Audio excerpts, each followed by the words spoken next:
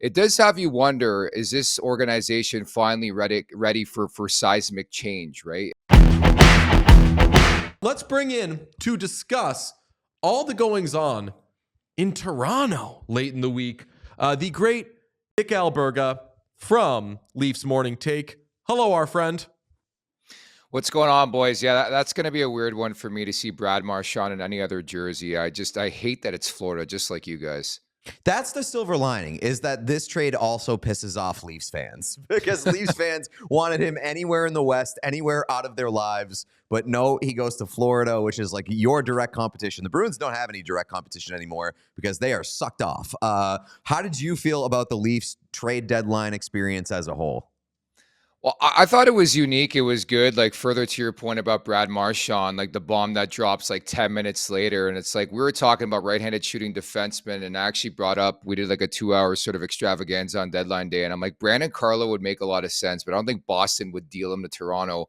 And 20 minutes later, he goes to Toronto. So like, I thought that was a pretty good response by the Maple Leafs in general to Brad Marchand ending up with Florida. But I think they service some needs. At the end of the day, it's going to come down to the big guys in the Stanley Cup playoffs, the Matthews, the Marners, the Nylanders, the Tavares. It's like nothing's really changed, but I think they have fortified their roster a bit in terms of adding some size and some grit on the back end. And Carlo and Scott Lawton's a jack of all trades, could play on line one, he can play on line four, can play up the middle, can play on the wings. So you need those types of guys, but I don't want to lose sight of the main story for the Maple Leafs, and that's the big guys come the playoffs.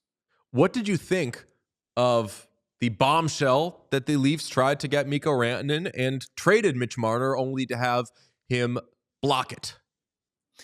Not surprised, boys. And this is obviously a big topic of conversation in this market the last 72 hours. And Mitch Marner, I was genuinely interested to see how he'd come out following all that hoopla. And I thought he was great. He was Toronto's best player in that 7-4 loss to the Colorado Avalanche on Saturday night. But it does have you wonder, is this organization finally ready for seismic change, right? And the fact that they're willing to go that far down the road where they present Mitch Marner with this potential trade and he exercises the clause we all knew he had in the no trade clause, it tells me that Brad Treliving is open.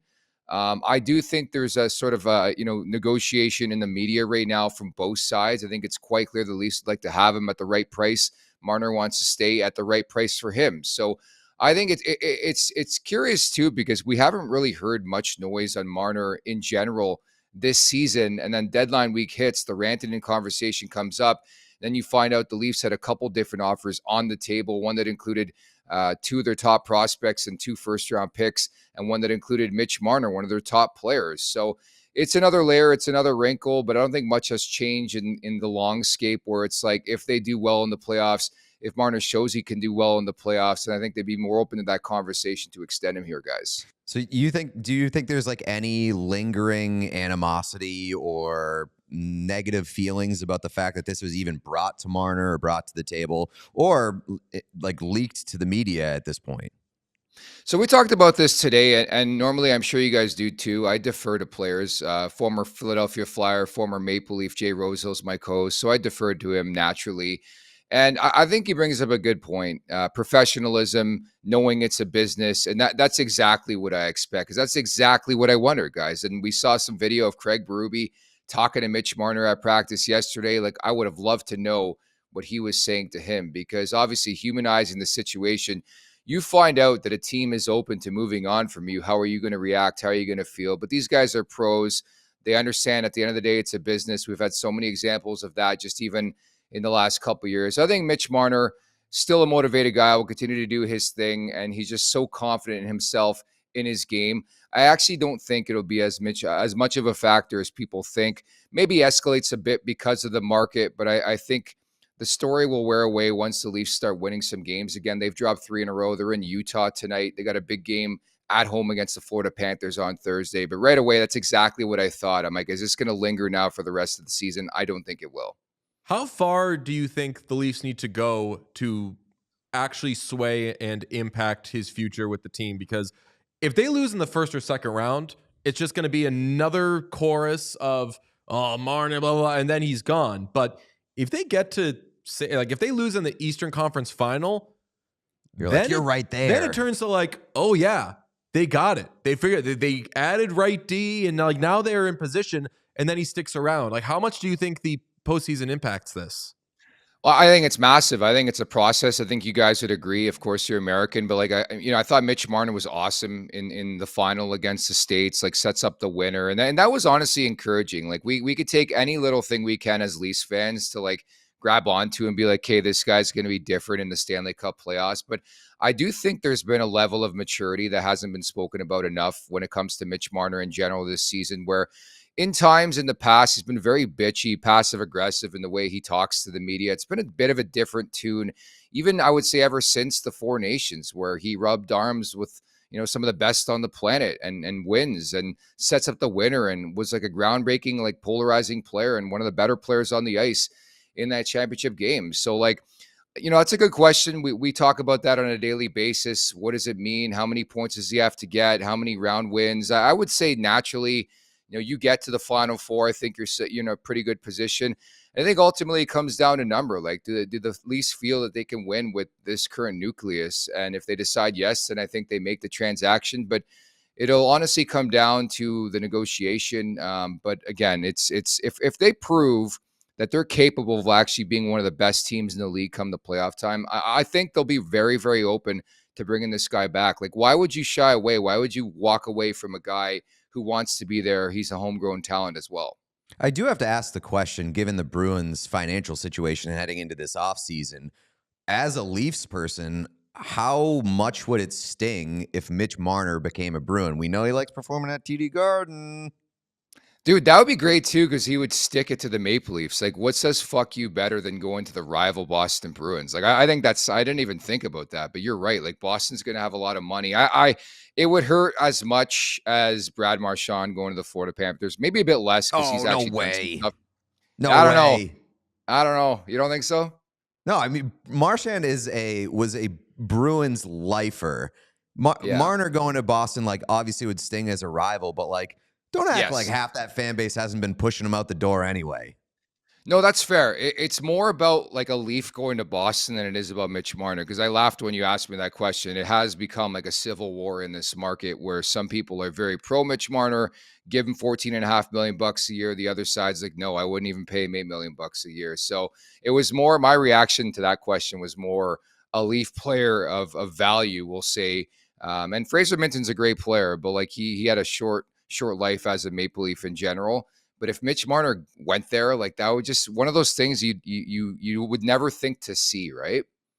The Eastern Conference is still pretty open, I would say. The Panthers have done so much to make sure that they are at the top of that list, but I think the Leafs' fortunes potentially have been under discussed. I think that like this could actually be the year for them. They're as well-rounded as they've been. How do you feel about their chances to actually do damage? Or is it an annual, yeah, they look good, but we know what happens next?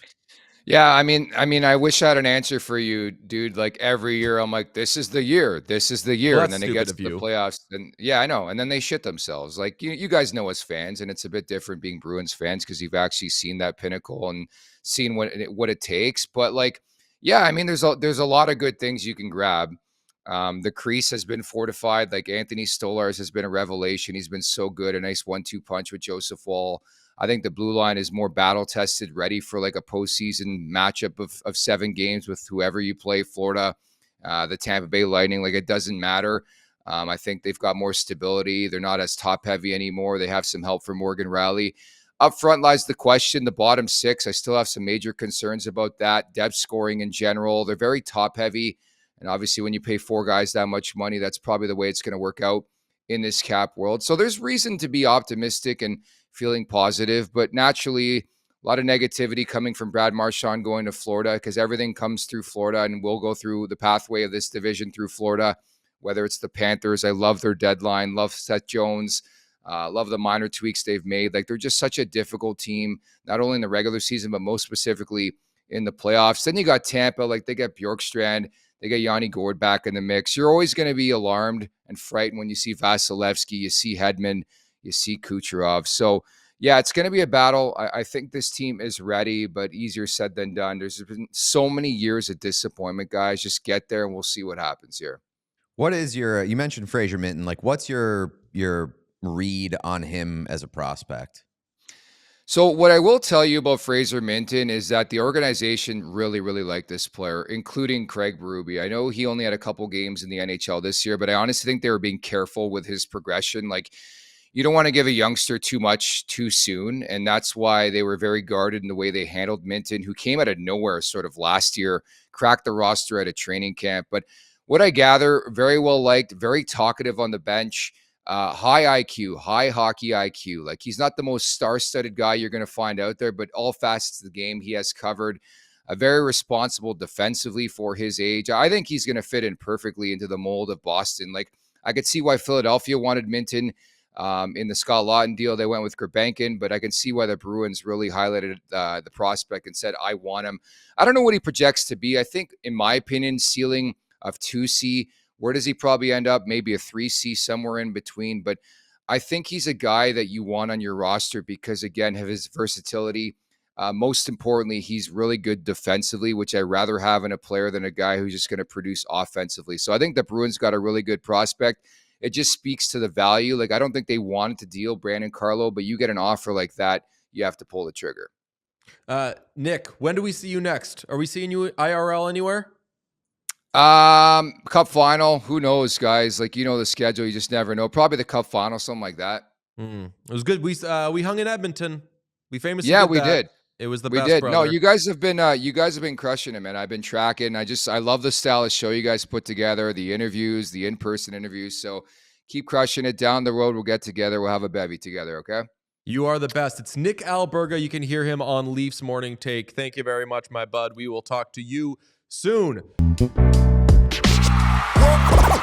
all silly like the mayor.